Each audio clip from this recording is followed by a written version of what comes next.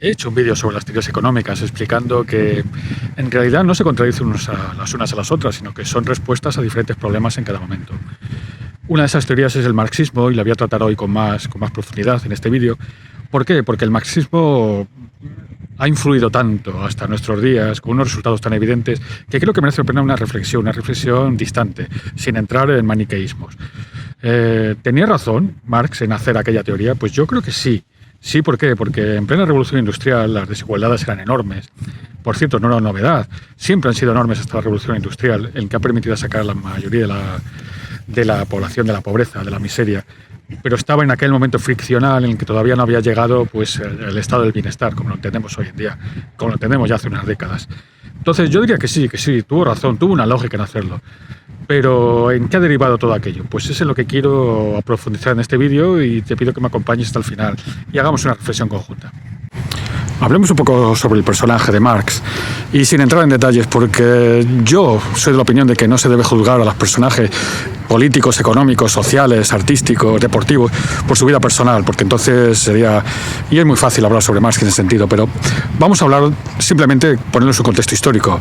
Marx nace y vive en el siglo XIX, nace en Prusia, porque todavía no era Alemania, y a los 25 años, bueno, por decir que era nieto de rabinos, tanto por parte de madre como por parte de padre, pero que su padre se convirtió por el antisemitismo, sencillamente. Marx con 25 años tiene que irse a París, porque en Alemania, en Prusia, entonces, debido a sus teorías y su trabajo, pues digamos que no era muy bien recibido, tuvo que irse a París, después a Bruselas, volvió a Alemania, a Colonia, Alemania, Prusia, y al final tuvo que huir a Londres, donde vivió el resto de su vida y murió. Marx no inventó el socialismo existía ya, existía con Fourier, Saint-Simon, con Owen en Inglaterra, que daba lugar al fabianismo. Eso es lo que Marx y su compañero ideológico de trabajo y histórico, que es Engels, Friedrich Engels, denominaban el socialismo utópico. ¿Por qué? Porque era un socialismo que sí, que proponía una revolución, que proponía la mejora de la vida de los trabajadores, pero no ponía los medios para ello, no te decía cómo, te decía que era, bueno, quizás fuera una evolución natural. Y Marx pensaba que no, que había que trabajarlo, que solo no iba a llegar.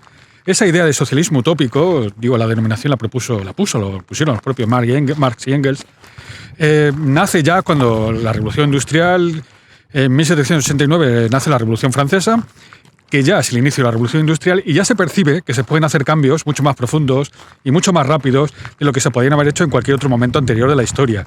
Y por eso nace el socialismo utópico y después, en el siglo XIX, ya nace el socialismo científico de Marx y Engels, que proponen que no, que los cambios han de hacerse de forma...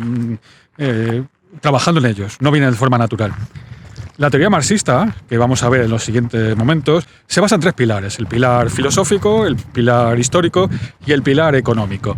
Y con esto vamos a entrar ya en un poco más detalle en lo que es el marxismo como teoría. Marx era hegeliano. Hegel proponía la dialéctica. El mundo se movía, evolucionaba a través de la dialéctica. ¿Qué es la dialéctica? Pues es una tesis a la que se le opone una antítesis y juntas forman una síntesis. Esa síntesis, a su vez, vuelve a ser una nueva tesis que va a encontrar una antítesis y que va a formar otra síntesis que, a su vez, en una cadena sin fin.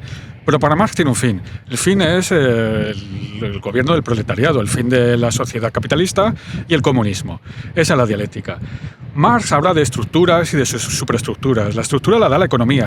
El materialismo histórico consiste en estudiar la historia con métodos científicos. Para Marx, la historia está en constante evolución y va directa hacia un fin. Es decir, como he dicho antes, al contrario que Hegel, no es un ciclo infinito, sino que tiene un fin, que es el comunismo. Para empezar, diremos que Marx divide la sociedad en dos partes, subdivide la otra en tercera, que vamos a ver ahora. Las dos partes son el proletariado, que son aquellos que no son propietarios de los medios de producción y viven del trabajo, de vender su capacidad de trabajo por un salario mísero.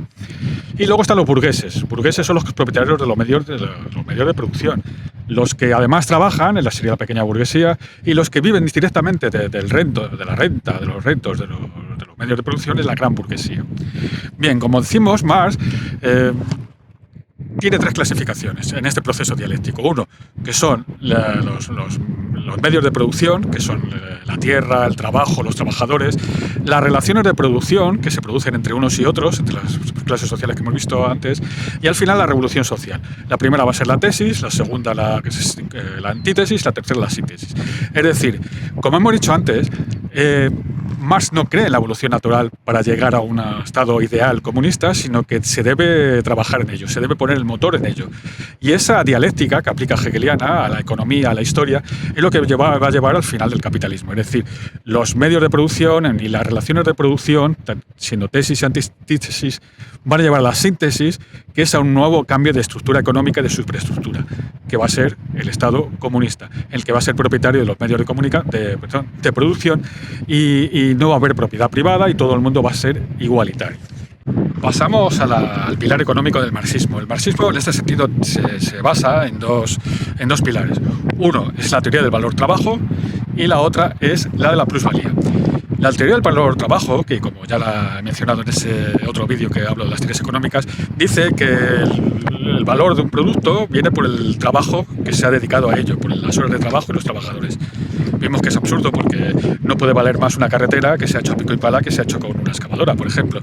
Como surge después, con la teoría marginalista, el valor viene dado de la utilidad marginal que le aplicamos cada uno de nosotros a un bien, ¿no? La marginal, como digo en ese vídeo, que te recomiendo que veas, es el último. Recuérdate el IRPF, el marginal. Último o uno más. Y también habla de la plusvalía. La plusvalía es el valor aquel que hay de diferencia entre lo que aporta el trabajador y el precio de venta o lo que se queda el burgués, el propietario de los medios de producción, es decir, lo que le quita al trabajador. Según Marx, el capital cada vez va a producir más, no va a haber tantos consumidores para comprar todo lo que produce el capital, se va a concentrar cada vez en menos manos, cada vez va a haber más pobres y ello va a llevar a la revolución social, lo que dijimos antes de la síntesis final del comunismo, a la revolución. Marx se equivocó pues, en la teoría del valor-trabajo y se equivocó en que cada vez habría menos consumidores para todo lo que se produce, como vemos en la actualidad. Fue un error histórico en el planteamiento económico de Marx, que ha llevado a todo lo que ha llevado después. Y al final, ¿cuál es el resultado de la implantación del marxismo de forma práctica en un país?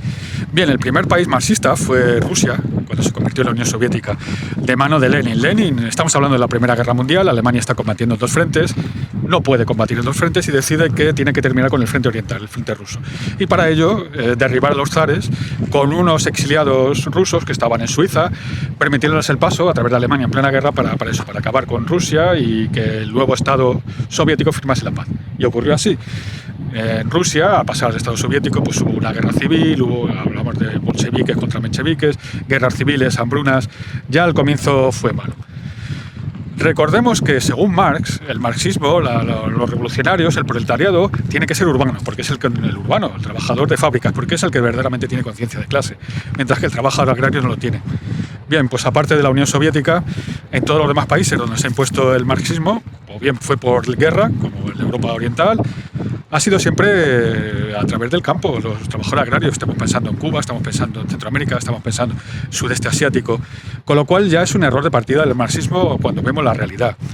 Por otro lado, la economía, como ya hemos visto, aparte de los errores iniciales, como el valor-trabajo, la plusvalía, se ha demostrado que es un fracaso. Allá donde se ha implantado el Partido Comunista, el sistema comunista, pues ha acabado en hambre, en escasez, en cartilla de racionamiento, en miseria y gente tratando de huir del país. Por lo tanto, el marxismo, podemos decir sin ningún tipo de dudas, que ha resultado un fracaso. Lo que ya se podía prever al principio ha resultado al final. ¿Por qué sigue existiendo todavía? Pues es una manera, no sé, es una pregunta interesante. Por un lado tenemos los dirigentes. Los dirigentes, después de la caída del muro de la Unión Soviética en 1989, hicieron lo que podemos llamar, lo que llamaría alguien de marketing un rebranding, ¿no? Que es cambiarlo todo, pues cambiando todo la apariencia, ponerle otro nombre, pero al final es lo mismo, lo que tenemos ahora. Y en cuanto a la gente, bueno, pues existe la frase esa famosa, ¿no? De que si con 20 años no eres comunista, que no tienes corazón, si con 30 años sigues siéndolo, es que no tienes cabeza. Pues no sabría decirlo, pero el marxismo, sinceramente, ha fracasado. ¿Y cuál es tu opinión? ¿Tú por qué crees que todavía sigue habiendo partidos marxistas, aunque estén disfrazados con otro nombre y gente que les vota? ¿Cuál crees que es la razón para ello? Para mí, sinceramente, me resulta incomprensible, pero estoy abierto al debate y a hablar con quien crea que tenga otra opinión distinta a la mía. Gracias por haber llegado hasta aquí.